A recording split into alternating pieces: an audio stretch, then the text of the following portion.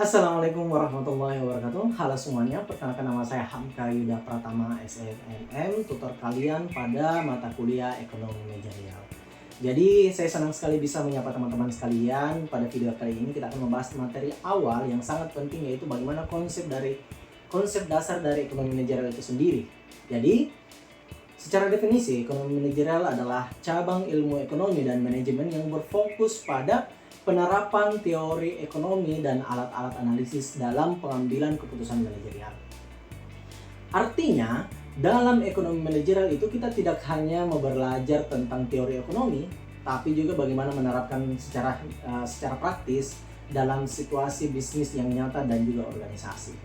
Nah, kita ketahui bahwasannya ada dua cabang ekonomi yang menjadi dasar dari ekonomi manajerial, yaitu yang pertama adalah ekonomi mikro yang membahas tentang perilaku konsumen, produsen, penawaran, permintaan harga. Kalau yang kedua adalah ekonomi makro yang membahas tentang memberikan wawasan kondisi umum tentang ekonomi seperti inflasi, suku bunga, maupun kebijakan pemerintah. Nah, dalam konteks manajerial, kita akan membahas bagaimana seorang manajer ini membuat keputusan terkait harga, produksi, investasi, dan juga strategi pasar.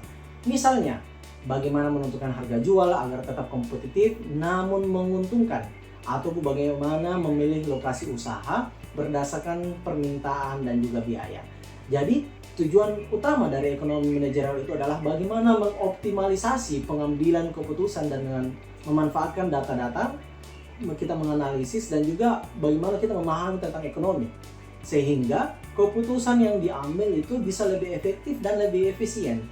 Itulah pengantar dasar tentang konsep ekonomi manajerial. Semoga kalian semakin memahami peran ilmu ekonomi dalam dunia manajemen.